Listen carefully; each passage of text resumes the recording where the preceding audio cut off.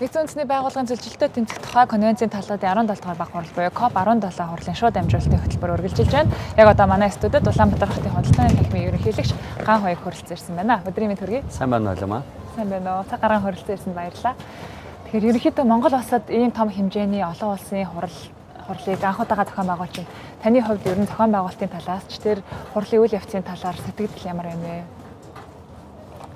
Би өөрөө маш олон хурал цуглаан арга хэмжээ зохион байгуулж явж ирсэн тийм туршлагатай хүн гэж өөрийгөө одоо үзэж болох бах. Тэгээд өнөөдөр Монголд энэ нэгдсэн үндэсний байгууллагын гишүүн бүх улсуудыг хамруулсан ийм том мөсөр арга хэмжээг авсан энийг эхлүүлэхэд хөөцөлдсөн бүх хүмүүс үеийн засгийн газрууд өнөөдөр энийг гардаа зохион байгуулсан ажлын хэсгийн нөхдүүдэд одоо Монгол хувь иргэнийхээ хувьд одоо туйлын их баярлснаа илэрхийлээд тэгээд ямар их бахархаж байгаагаа хэлмээр байна.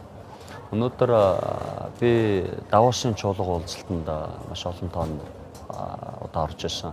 Олимпийн арга хэмжээнд очиж оролцож ирсэн. Нэгдсэн үндэсний байгууллагын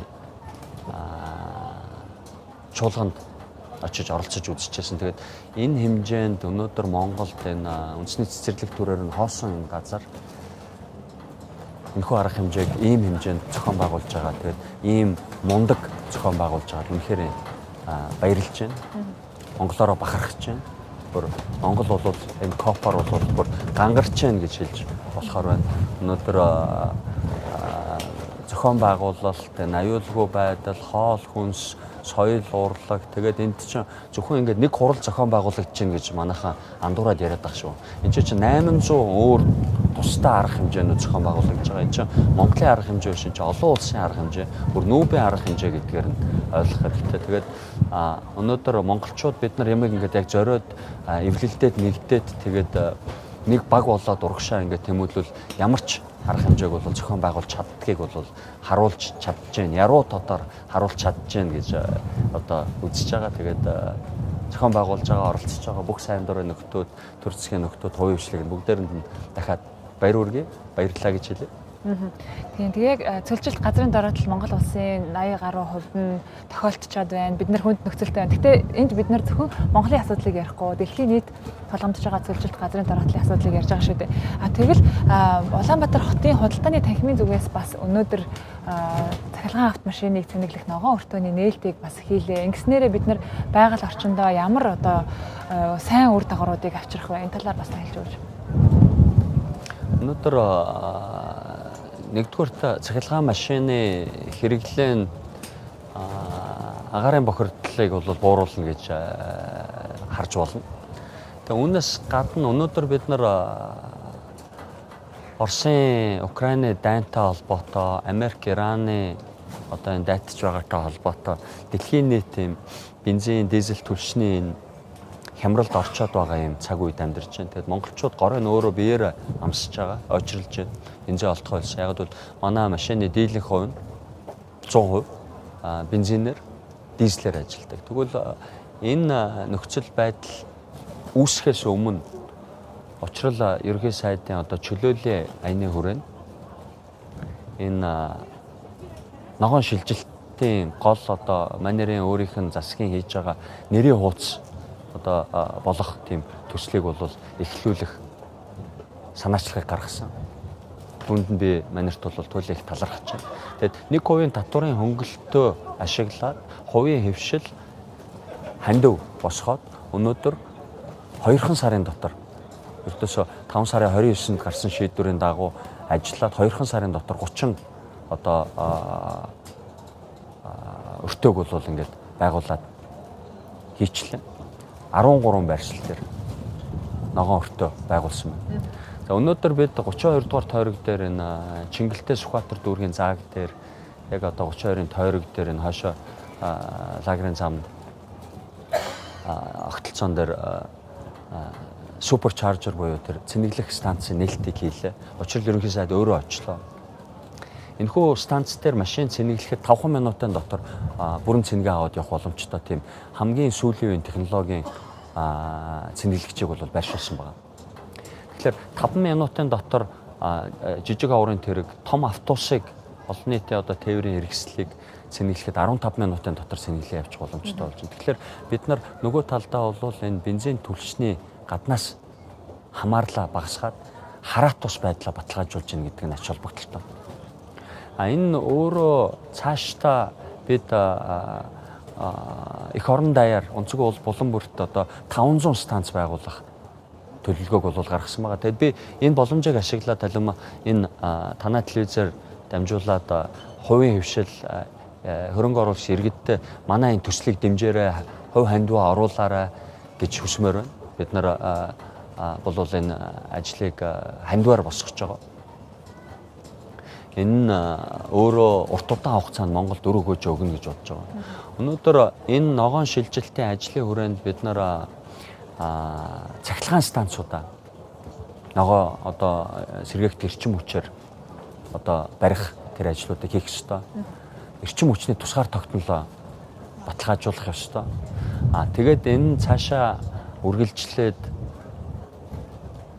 бид нар энэ цахим бүрэн эрхт байдлаа бас баталгаажуулах ёстой болно. Яагаад вэ гэхээр өнөөдөр энэ цахим дата төвүүдийг Монголд олноор байгуулах хэрэгтэй. Дата төвүүд нь бол мэдээж хэрэг нэг талаасаа бол одоо компьютер чипээс хамааралтай тэрэнд нь бол энэ ховор элемент зэсих орно. Нөгөө талдаа бол эрчим хүч маш их хэрэгэлдэг дата төвүүд. Тэгвэл дата төвүүдийг олноор байгуулж гадаад руу одоо тэднийхээ хүчин чадлыг экспортлсноор бид нар өөрийнхөө эдийн засгийн тусгаар тогтнол цахим бүрэн эрхт байдлаа дижитал бүрэн эрхт байдлаа тунхаглах тийм боломжийг бол олгох ажилд хувийн хвшил төр цаашдаа эгийн нэрчээ алдахгүйгээр ингээ хамтраад ажиллах ёстой гэж бодож байгаа. Тэгээ өнөөдөр бас нээлтийн үеэр онцлог анхаарал татчихсан зүйл нь зөвхөн Улаанбаатар хотоор хязгаарлагдахгүй Монгол улсынхаа 21 аймагт энэхүү цэнэглэх станцыг барина гэдэг жисэн. Тэгэхээр яг энэ одоогийн байдлаар хэдийн хугацаанд хэрэгжихээр төлөвлөгдөж байгаа төсөл вэ? Тэгснээрээ одоо цахилгаан автомашинтай иргэд маань ч гэсэндээ хөдөө явах боломж нь бүрдэн шүү дээ. Өнөөдөр хотын дарга сая энэ нээлтийг хийлээ. Улаанбаатар хот хотын дарга юу гэж хэлсэн бэ гэхээр өнөөдөр 2000 машин байна гэж байгаа. Энийг эхний ээлжинд одоо 100000 болгох тэгээд 20000 болгох, 50000 болгох зорилтыг бол бид нар дэвшүүлж байна. Гэхдээ машиныг оруулж ирээд унаж хэрэглэхийн тулд бол энэ цэнэглэх станцууд нь хүртээмжтэй байх ёстой.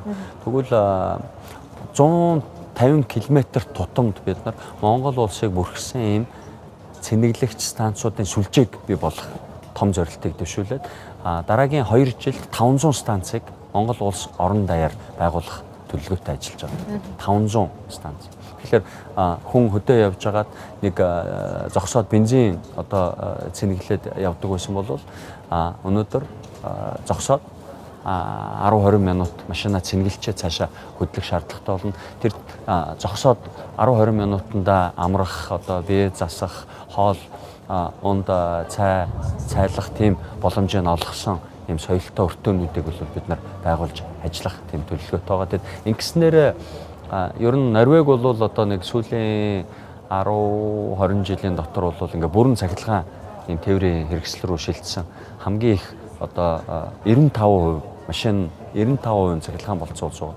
Норвег ч өөрөө нефть олборлж экспортлж баяжсан улс шүү дээ. Тэгэхээр 95% тээврийн хэрэгслийг 95% цахилгаан болсон байна. Тэгэхээр өнөөдөр зөвхөн ундаг жижиг аврын машинуудаа биш бид нар энэ хүн даацын тээврийн автомашинуудаа, нийтийн тээврийн автобуснуудаа тэгээд уул уурхаад ашиглагдж байгаа энэ одоо том аврын автомашин болон тэр бульдозер, экскаватор гэдэг энэ одоо бусад бүх зүйлийг энэ цахилгаан руу шилжүүлэх ажлыг бол цөмөрөө хамтдаа хийх ёстой гэж байна.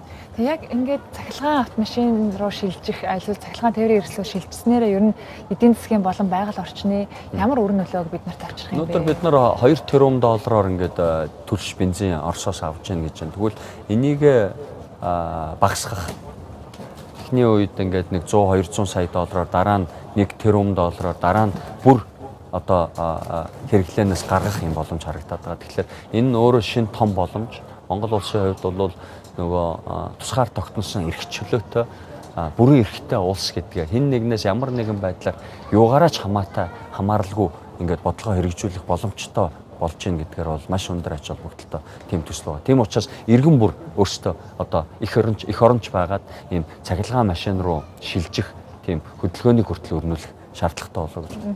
Тэгээ бас нэг асуулт гарч ирж байна л та. Бид нар зөвхөн нефтээс гадна эрчим хүчээрээ ч гэсэндээ Орос албаны улсаас хараатай байгаа шүү дээ. Тэгэхээр яг энэ цэнэглэх станцуудыг байгуулахдаа хаанаас их эрчим хүчнийхээ их усрыг татж байгаа? Өөрөөсөө яг эрчим хүчнийхээ станцтай байгаа юу? Бидний тооцоогоор бол яг энэ эрчим хүчний хэрэглээ талдаа бол машин цэнэглэх нь өөрөө нөгөө нэг шөнийн цагаар ихэнхдээ явдаг учраас нөгөө өвөл одоо залгачаад хонуулчихад бол нөгөө шүн үнгүү Орос руу гаргадаг цахилгаанаа өөрсдөө дотооддоо хэрэглээд машинууд нь хадгалж агаад тэгээ өглөө нь тэр нь залгаастай байж ивэл тэр сүлжээ нь өөрөө тэр машиныхаа цэнэгээс тодорхой хэмжээнд нөгөө эд ачааллын үед буцаагаад нөгөө үндсэн төвийн сүлжээнд цахилгаанаа нийлүүлдэг байдлаар хүртэл зохион байгуулах тухай яриа байгаа байхгүй. Тэгэхээр бол энэ нь өөрөө туйлын эх оронч тийм санаачлага болж тарж байгаа. Ер нь та энэ COP17 хурлаас ямар үр дүнг гараасаа гэж хүлээж байгаа вэ? Мэдээж хэрэг энэ ч зөвхөн Монголын асуудал ярихдаггүй бүх улсууд энэ ч оролцоод дор бүрнээ өөрсдийн зорилгоодыг дэвшүүлээд тэгээд хилцээрүүд явуулаад тодорхой гэрээ хилцлүүдийг хийж зарлаж тунхаглаж байна. Монголын хувьд болохоор өнөөдөр эрчим хүчний төслүүдэд хөдөлгөх өнөөдөр энэ яригдаад байгаа дата төвүүд санхүүжилтийн босгоод энэ тэр чипний үйлдвэрлэлээ явуулах хууль эрх зүйн зохицуулалтын орчноо сайжруулах тал дээр гадаад дотоодын байгууллагуудаас техникийн тусалцаа авах юм хэлэлцээрүүдийг амжилттай явуулах ёстой. Миний хувьд болохоор өнөөдөр бол энэ ногоон өртөө буюу энэ суперчаржер сүлжээг цэнэглэгч сүлжээг монголчууд одоо хийж эхэллээ. Төрн хувьтайгаа хамтард юм байна. Ийм сайхан чөлөөтэй арчилсан улс юм байна. Тэгээ эдгээр хамгийн богино хугацаанд энэ цахим шилжилт ногоон шилжилтийг хийж чадсан улсаа гэж энэ зарлах нь бол их чухал байлаа. Тэгээд өнөөдөр хувийн хвшил төр хамтраад 2 сарын дотор энэ 30 цэнэглэх станцыг байгуулсан гэдэг нь бол өөрөө гайхамшиг. Тэгээд өнөөдөр Монгол улсад COP17 гэдэг энэ том нүүбийн хурлыг зохион байгуулж байгаа нь өөрөө надад бол туйлын одоо бахархалтай үйл явдал болж байна. Тэгээд энд өчөөхөн ч гэсэн байдлаар бид нар хамт олноороо нийлээд ингээд хувь нэмэр болж байгаадаа туйлын их баяртай. Ер нь бол нөгөө хошуу нэмэрлэхээс хуруу нэмэрлээ гэдэг шүү дээ. Тэгэхээр хүн болгон энэ дээр зөвхөн хошуу нэмэрлээ зогсохгүй жоохон ингээд нөгөө хуруу нэмэрлж байгаа цөмөрөө энэ хурлаа амжилттайгаар дуусгаад тэгээ эндээс гарах энэ том үр дүнг бол цөмөрөө хамтдаа гаргаж авах хэрэгтэй. Эндээс бол үр дүнгууд гарна. Маргааш маш олон гэрээнүүд миний ойлгож байгаагаар зурагдана, тэр нь зарлагдана. Өнөөдөр би Дэлхийн эдийн засгийн форумын делегацтай нийлтийн ерөнхий сайд хүлээн авалтыг хамтран зохион байгуулж байна. Тэгээд өнөөдөр энэ COP-ын нээлтийг нартай юм сайхан намрын өдөр Монгол цаг агаар тэнгэр дэлхийч гисэн ингээд биднийг бол ивэж гин гэж харж байна. Цаг гарган ярилцлага өгсөн танд маш их баярлалаа. Таны цаашдаа ажилд амжилт хүсье. Та нарт амжилт хүсье. Маш мундаг байна. Баяр хүргэе. Баярлалаа. Баярлалаа. Үзэгчдээ манай студид Улаанбаатар хотын худалдааны танхимын ерөнхийлөгч Ган Хуйг хүрэлцэн ирж байр суурь хүргэлээ. COP17 шууд амжилтын хөтөлбөр үргэлжилж байна.